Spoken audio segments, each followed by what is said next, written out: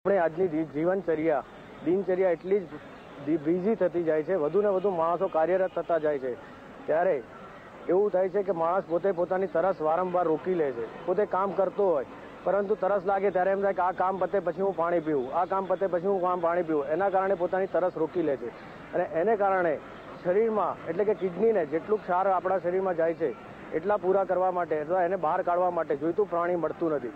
એને કારણે આ ક્ષારો ઠરતા હોય છે અને એને કારણે પથરી પેદા થતી હોય છે.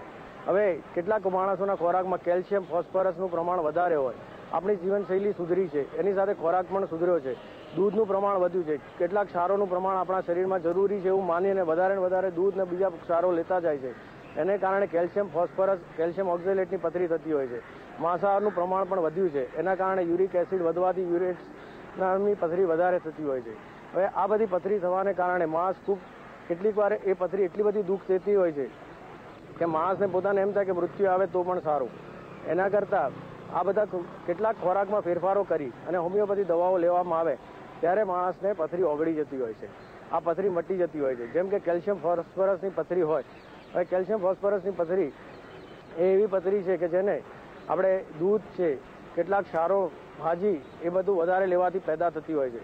હોમિયોપેથીની ઔષધિઓ જેમાંથી ફોસ્ફરસમાંથી બને છે, કેલ્શિયમ કાર્બોનેટમાંથી બને છે, આ બધી ઔષધિઓ યોગ્ય પ્રમાણમાં લેવામાંથી તેનાથી પથરી ઓગળી જાય છે. શરીરમાં કેટલાક ચોક્કસ પ્રકારના રાસાયણિક ફેરફારો થાય છે, જેમ કે સોડિયમ ફોસ્ફરસ એટલે નેટ્રમ ફૂસમાંથી બનતી ઔષધિ એ કેલ્શિયમ ઓક્ઝેલેટ પથરીને સદંતર ઓગાળી નાખે છે. માણસને કોઈ પણ ખબર વગર એક પ્રવાહી સ્વરૂપે ફેરવાઈ અને પથરી બહાર નીકળી જાય છે.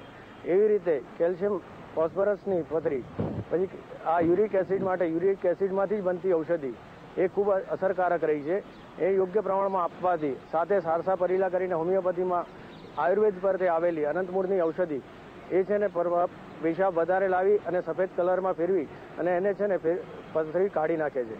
આવી રીતે લાઇકોપોડિયમ નામની વનસ્પતિમાંથી બનતી ઔષધિ પણ ખૂબ અસરકારક રહી છે. બર્બેરિયસ વલ્ગારિસ નામની જે અસરકારક સૌથી જમણી બાજુની પથરી ઓગાળવામાં અસરકારક રહી છે અને એ ઔષધિનો યોગ્ય પ્રયોગ કરવામાં આવે તો પથરી ઓગળી જાય છે. એવી જ રીતે હવે તો એલોપેથીના ડોક્ટરો પણ આ ઔષધિનો પ્રયોગ કરતા થઈ ગયા છે અને યોગ્ય પ્રમાણમાં ખોરાકનું એડજસ્ટમેન્ટ કર્યા પછી, ખોરાકમાં ફેરફાર કર્યા પછી પથરી સદંતર મટી જાય છે. માંસાહાર બંધ કરનારને પણ પથરી થવાની શક્યતા નથી રહેતી અને શરીરમાં અમે અભ્યાસ પ્રમાણે ચોક્કસ પ્રકારના રાસાયણિક ફેરફારો થતા અનુભવાયા છે.